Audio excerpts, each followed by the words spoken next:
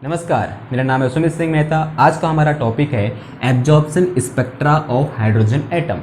हमने इसे पिछले वाले लेक्चर में हाइड्रोजन के इमिशन स्पेक्ट्रा के बारे में डिस्कस किया था। हमने ये देखा था कि हाइड्रोजन के इमिशन स्पेक्ट्रा में हमको 5 टाइप की सीरीज देखने को मिलती है। कौन कौन सी देखने को मिलती है? लाइमन, बामन, पास्चन, ब्रैकेट और फुंड। ठीक है, ये सीरीज देखने को मिलती है। ठीक उसी तरीके से आज हम हाइड्रोजन के एब्जॉर्प्शन स्पेक्ट्रा के बारे में भी डिस्कस करेंगे। ठीक, तो सबसे पहले एक्सपेरिमेंटली समझते हैं कि किस तरीके से हम हाइड्रोजन के एब्जॉर्प्शन स्पेक्ट्रा को देख सकते हैं। तो उसके लिए हमको क्या चाहिए? सबसे पहले हमको क्या चाहिए? एक कंटिन्यूअस लाइट का सोर्स चाहिए और एक ग्लास ट्यूब चाहिए और एक स्पेक्ट्रोमीटर चाहिए, जिसकी हेल्प से हम क्या करेंगे? रेडिएशन या फिर स्पेक्ट्रम को एब्जॉर्ब करेंगे। ये ग्लास ट्यूब जो हमने यहाँ पर रखा हुआ है, इसमें हमने क्या फिल की हुई है? हाइड्रोजन गैस फिल की गई है। ठीक है, तो हमने क्या किया? इस कंटिन्यूअस लाइट की बीम को किससे पास कराया? इस हाइड्रोजन गैस से पास कराया, जो हमने कहाँ रखी हुई है? इस ग्लास ट्यूब में रखी गई है।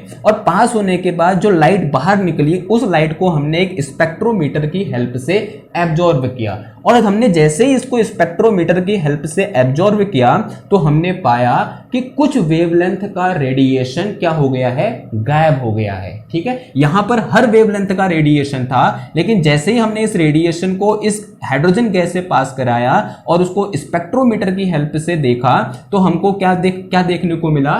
कुछ वेवलेंथ का रेडिएशन क्या हो गया है? गायब हो गया है। और जिस वेवलेंथ का रेडिएशन यहां पर गायब हुआ है, उसकी जगह हमें यहां पर क्या देखने को मिली? कुछ डार्क लाइनें देखने को मिली। ठीक है, क्या देखने को मिली? कुछ डार्क लाइनें देखने को मिली। नाउ यहां पर अब इंपॉर्टेंट बात यह है कि जो यहां पर रेडिएशन गायब हुआ वो कहां गया? आंसर है, जो रेडिएशन यहां पर गायब हुआ, देखो जैसे ये कंटिन्यूअस लाइट को हमने इस हाइड्रोजन गैस में डाला या फिर हाइड्रोजन गैस से पास कराया, तो हाइड्रोजन गैस में क्या होंगे? हाइड्रोजन के एटम होंगे। तो उन एटम ने यहां पर कुछ रेडिएशन को क्या कर लिया? एब्जॉर्ब कर लिया। और हमें यहां पर क्या देखने को मिला? हमको लगा कि वो रेडिएशन क्या हो गया है? गायब हो गया है। एक्चुअल में क्या हुआ कि इन हाइड्रोजन के एटम ने उस रेडिएशन को क्या कर दिया?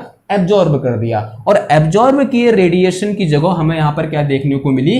कुछ डार्क लाइनें देखने को मिली। और इसी को हम क्या बोलते हैं? Absorption spectra of hydrogen atom बोलते हैं। और यहां पर एक इंटरेस्टिंग बात यह है कि जब हम हाइड्रोजन के इमिशन स्पेक्ट्रा के बारे में बात कर रहे थे, तो जो वेवलेंथ की लाइनें हमें वहां अपीयर हो रही थी, उसी वेवलेंथ की लाइनें यहां क्या हो गई हैं? डिसअपीयर हो गई हैं या फिर गायब हो गई हैं। तो हम यहां पर कह सकते हैं कि जो एब्जॉर्प्शन स्पेक्ट्रा होता है, वो इमिशन स्पेक्ट्रा का क्या होता है?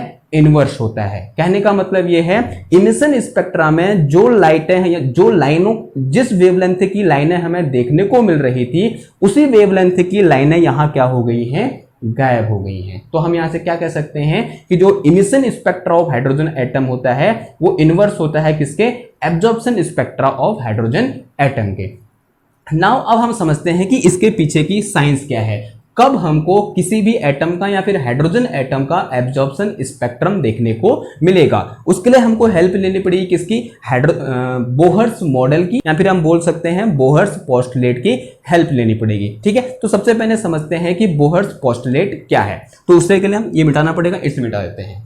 Now according to Bohr model कि जो एटम होता है उसके सेंटर में क्या होता है? न्यूक्लियस होता है। और इलेक्ट्रॉन इस न्यूक्लियस के चारों ओर स्पेशली डिफाइन ऑर्बिट में क्या करते हैं? मूव करते हैं। अगर हम एक स्पेशल केस हाइड्रोजन एटम की बात करते हैं, तो हाइड्रोजन में सिर्फ क्या होता है? एक इलेक्ट्रॉन होता है और ये ऑर्बिट है। मैंने अज्यूम कर लिया कि ये इलेक्ट्रॉन यहाँ पर इस तरीके से रखा हुआ है। ठीक है, तो यहाँ नहीं बनाते हैं, थोड़ा सा इधर बनाते हैं क्योंकि फायदा होने वाला है। ओके, इधर हमने क्या बना दिया? ये इलेक्ट्रॉन बना दिया और ये क्या है? स्पेशली डिफाइंड ऑर्बिट है। मैंने अज्यूम कर लिया कि इस ऑर्बिट की एनर्जी कितनी है?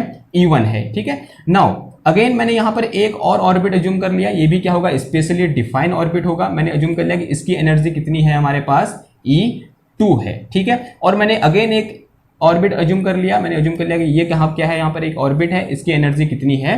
E3 है। ठीक है, इसकी एनर्जी कितनी है हमारे पास? E3 3 है। नाउ हमने किसको समझाना है, एब्जॉर्प्शन स्पेक्ट्रा को समझाना है। एब्जॉर्प्शन स्पेक्ट्रा कब समझाएंगे हम, जब इस एटम में हम क्या करेंगे, कोई भी एक लाइट इंसिडेंट कराएंगे या फिर कोई भी रेडिएशन इंसिडेंट कराएंगे। अब रेडिएशन इंसिडेंट कराने का मतलब क्या होगा, फोटोन इंसिडेंट कराना। क्या इंसिडेंट कराना, फोटोन इंसिडेंट कराना। मैंने अज्यूम कर लिया, मैंने एक फोटोन लिया और उस फोटोन को इस एटम में या फिर हाइड्रोजन एटम में क्या कराया, इंसिडेंट कराया। मैंने अज्यूम कर लिया कि एक फोटोन लिया हमने और जिसकी एनर्जी कितनी है, एच न्यू है। एच क्या है यहाँ पर, प्लांक कांस्टेंट, न्यू क्या है यहाँ पर, फ्रीक्वेंसी ऑफ रेडिएशन है।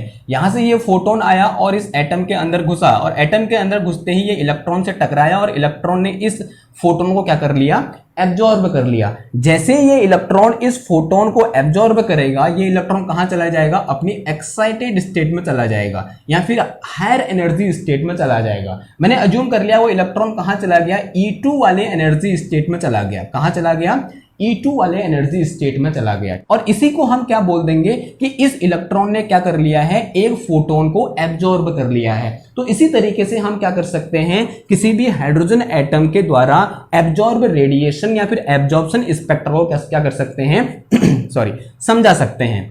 नाउ यहां पर एक इंपॉर्टेंट क्वेश्चन आता है, वो क्वेश्चन ये है, क्या ये हाइड्रोजन एटम हर फोटोन को एब्जॉर्ब कर लेगा? आंसर है नहीं। ठीक है, ये कुछ स्पेशली डिफाइन या स्पेशल एनर्जी वाले फोटोन को ही एब्जॉर्ब करेगा।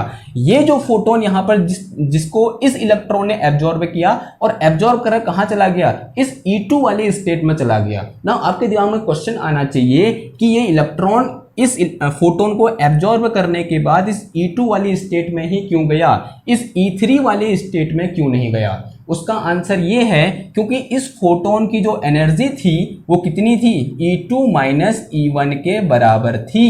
कितनी थी, E2 माइनस E1 के बराबर थी। तभी ये इलेक्ट्रॉन इस E1 स्टेट से कहां चला गया, E2 एनर्जी स्टेट में चला गया। ठीक है, अगर मुझे इस फोटोन को यहां से एक्साइटेड करके इस E3 वाले एनर्जी स्टेट में पहुंचाना है तो मुझे यहां पर एक दूसरा फोटोन डालना पड़ेगा जिसकी एनर्जी कितनी होनी चाहिए, E3 माइनस E1 होनी चाहिए। कितनी होनी चाहिए, E3 माइनस E1 वाला अगर मैं कोई एक फोटोन लाऊं, कोई फोटोन जिसकी एनर्जी कितनी हो, E3 माइनस E1 वाला फोटोन हो और उसको मैं इस इलेक्ट्रॉन पर इस तरीके से इंसिडेंट कराऊं, तब ये इलेक्ट्रॉन कहां जंप कर जाएगा, इस E3 वाली स्टेट में जंप कर जाएगा। तब वो E2 वाले में जंप नहीं करेगा। यानी कोई भी एटम किसी भी फोटोन को तभी एब्जॉर्ब करेगा जब उस फोटोन की एनर्जी एटम के अंदर एनर्जी लेवल के बीच की एनर्जी के डिफरेंस के बराबर होगा। ये बात समझ में आई आपको कि कोई भी एटम किसी फोटोन को तभी एब्जॉर्ब करेगा जब उस फोटोन की एनर्जी एटम के अंदर जो एनर्जी लेवल होते हैं उन एनर्जी लेवल की एनर्जी के डिफरेंस के बराबर होगा। ठीक है, ये बात समझ में आई आपको? आई होप समझ में आई होगी। नाउ जैसे कि थोड़ी देर पहले हमने कहा कि जो एब्जॉर्प्शन स्पेक्ट्रा होता है वो रिवर्स होता है किसके, इमिशन स्पेक्ट्रा के। ठीक है, यानी जो लाइनें हमको इमिशन स्पेक्ट्रा में देखने को मिल रही थी वही लाइनें हमको कहां देखने को मिलेंगी, एब्जॉर्प्शन स्पेक्ट्रा में भी देखने को मिलेगी। लेकिन ये यहाँ पर चौंकाने वाली बात सामने ये आती है, जैसे कि अभी थोड़ी देर पहले हम डिस्कस किया कि इमिशन स्पेक्ट्रा में हमको 5 टाइप की सीरीज देखने को मिलती है, लाइमन, बारमर, पास्चन, ब्रैकेट और फुल।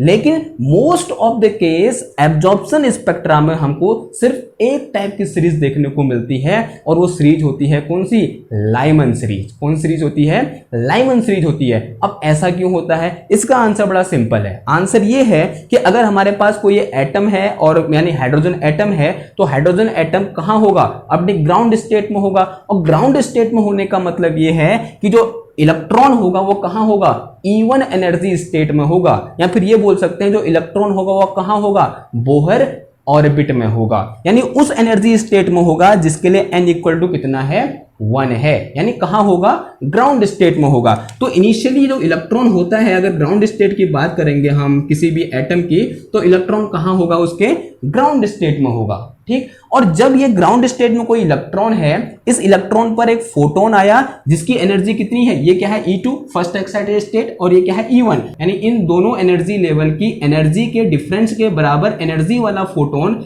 अगर इस इलेक्ट्रॉन पर इंसिडेंट होगा तब ये इलेक्ट्रॉन उस फोटोन को एब्जॉर्ब करेगा और कहां चला जाएगा, फर्स्ट एक्साइटेड स्टेट में चला जाएगा, इस तरीके से। ठीक है, आई बात समझ में? यहीं पर क्यों गया? क्योंकि जिस फोटोन को इस इलेक्ट्रॉन ने एब्जॉर्ब किया है उसकी एनर्जी कितनी है? इन दो एनर्जी लेवल के एनर्जी के डिफरेंस के बराबर है। नाउ अगर मेरे पास कुछ ऐसा फोटोन ये इलेक्ट्रॉन में पड़े जिसकी एनर्जी इस सेकंड एक्साइटेड स्टेट और इस ग्राउंड स्टेट की एनर्जी के डिफरेंस के बराबर हो, तब क्या होगा? वो इलेक्ट्रॉन उस फोटोन को एब्जॉर्ब करेगा और कहां चला जाएगा? इस सेकंड एक्साइटेड स्टेट में चला जाएगा। ठीक है। सिमिलरली अगर कोई किसी फोटोन की एनर्जी इस थर्ड एक्साइटेड स्टेट और इस ग्राउंड स्टेट की एनर्जी के डिफरेंस के बराबर हो और वो फोटोन उस फोटोन को इलेक्ट्रॉन ये ग्राउंड स्टेट वाला इलेक्ट्रॉन एब्जॉर्ब करे, तब ये इलेक्ट्रॉन यहां से जंप करे कहां चला जाएगा? इस थर्ड एक्साइटेड स्टेट में चला जाएगा। And so on. अगर फिफ्थ एक्साइटेड स्टेट में जाना है तो क्या उस फोटोन की एनर्जी कितनी होनी चाहिए? इस फिफ्थ एक्साइटेड स्टेट की एनर्जी और इस ग्राउंड स्टेट की एनर्जी के डिफरेंस के बराबर होनी चाहिए। तो यहां से इलेक्ट्रॉन कहां चला जाएगा? इधर चला जाएगा। तो इस तरीके से हमको क्या देखने को मिलेगी? यहां पर लाइमन सीरीज देखने को मिलेगी। ये कौन सी सीरीज देखने को मिली हमको? लाइमन सीरीज देखने को मिलेगी। ठीक है। नाउ और सीरीज क्यों देखने को क्यों नहीं मिलती हैं? क्योंकि जनरली क्या होता है, जो एटम होते हैं उनमें जो इलेक्ट्रॉन होते हैं अपनी ग्राउंड स्टेट में होते हैं, यानी n=1 वाली स्टेट में होते हैं। अगर हमें क्या निकालनी है, अगर हमको क्या चाहिए? बाल्मर सीरीज चाहिए, तो इलेक्ट्रॉन ने कहां होना चाहिए था? इस फर्स्ट एक्साइटेड स्टेट में होना चाहिए था, जब वो फोटोन को क्या करेगा? एब्जॉर्ब करेगा। ठीक है। तो यहां होने के लिए उस एटम को क्या होना चाहिए? बहुत हाई टेम्परेचर पर होना चाहिए। लगभग अगर वो उस इलेक्ट्रॉन को हम कहां चाहते हैं? इस फर्स्ट एक्साइटेड स्टेट में चाहते हैं और हमें बाल्मर सीरीज देखनी है, तो उसके लिए टेम्परेचर लगभग 10⁵ केल्विन के ऑर्डर का चाहिए। यानी जो स्टार होते हैं वहां पर हमको बाल्मर सीरीज देखने को मिल सकती है। लेकिन अर्थ में अगर हम एक्सपेरिमेंट करेंगे तो अर्थ में हमको सिर्फ कौन सी सीरीज देखने को मिलेगी? लाइमन सीरीज देखने को मिलेगी। कब? एब्जॉर्प्शन स्पेक्ट्रा में। हाइड्रोजन के एब्जॉर्प्शन स्पेक्ट्रा में मोस्टली हमको कौन सी सीरीज देखने को मिलती है? लाइमन सीरीज देखने को मिलती है। आंसर अभी अभी हमने उसको डिस्कस किया। ठीक है। तो ये क्या हो गया हमारे पास? Absorption spectra of hydrogen atom हो गया। ठीक। आई होप आपको समझ में आया होगा। तो मिलते हैं आपसे नेक्स्ट क्लास में। तब तक थैंक यू, धन्यवाद।